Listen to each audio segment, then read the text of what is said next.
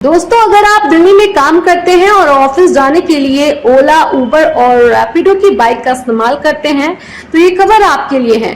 दिल्ली में ओला, उबर और रैपिडो जैसी कैब एग्रीगेटर कंपनियों की बाइक सर्विस चलेगी या नहीं, इस पर सुप्रीम कोर्ट ने अपना फैसला सुना दिया है। दिल्ली में फिलहाल ओला, उबर और रैपिडो की बाइक सर्विस पर रोक लगा दी गई है। फिलहाल दिल्ली में ओला, उबर और रैपिडो की बाइक नहीं चलेगी। सुप्रीम कोर्ट ने दिल्ली हाई कोर्ट के आदेश पर रोक लगाते हुए दिल्ली में ओला, उबर और रैपिडो की बाइक सर्विस पर रोक लगाने का फैसला किया है।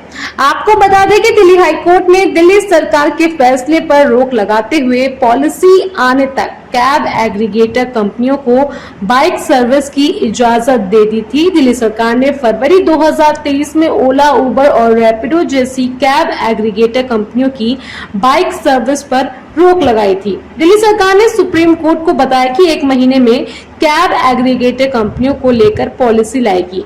मोटर व्हीकल एक्ट की धारा 66 में साफ लिखा है कि बिना वैध लाइसेंस के किसी भी व्यावसायिक वाहन के मालिक को वाहन नहीं दिया जा सकता। कॉल ने दलील दी कि बिना नीति के अचानक बाइक टैक्सी बंद कर देने से दिल्ली एनसीआर में 35,000 से ज्यादा लोग बेरोजगार हो जाएंगे। कोर्ट ने कहा कि हम फिलहाल हाईकोर्ट के आदेश पर अमल को स्टे कर देंगे। कॉल ने कहा कि 31 जुलाई तक छूट दी जाए क्योंकि वही बाइक इनकी आजीविका का एकमात्र साधन है।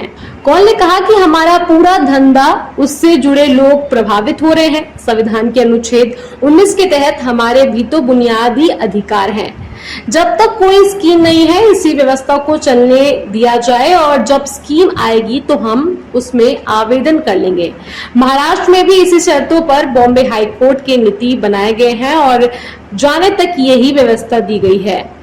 कोर्ट ने पूछा कि क्या कोई वाहन बिना परमिट के रोड पर चल सकता है। कोर्ट के इस फैसले के बाद दिल्ली सरकार ने आश्वासन दिया है कि बाइक एग्रीगेटर्स के संचालन को विनियमित करने के लिए 31 जुलाई तक गाइडलाइन और लाइसेंसिंग नीति तैयार कर ली जाएगी। हजारों भारतीय हर दिन ट्रैवलिंग के लिए सस्ती मोटर बाइक टैक्सियों का उपयोग करते हैं। इससे सैकड़ों और हजारों लोगों को रोजगार भी मिलता है और इनसे कई लोग यात्रियों को लाने ले जाने के लिए अपनी निजी मोटर बाइक का इस्तेमाल करते हैं। लेकिन मोटर वाहन अधिनियम के अनुसार निजी वाहनों का उपयोग भारत में कॉमर्शियल के तौर पर नहीं किया जा सकता।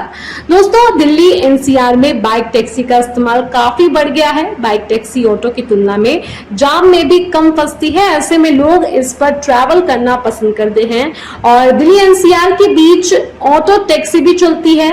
ऐसे में आप इसका इस्तेमाल कर सकते हैं। इसके अलावा दिल्ली में डीटीसी की बसें, मेट्रो का संचालन भी लगभग हर रूट पर है। हालांकि बाइक टैक्सी में खर्चा कम आता है और समय भी बचता है। फिलहाल इस खबर में इतना ही। बाकी खबरों के लिए देखते रहिए जनता की आवाज। जनता की आवाज यूट्यूब चैनल को सब्सक्राइब करें, साथ ही बेल आइकन जरूर दबाएं।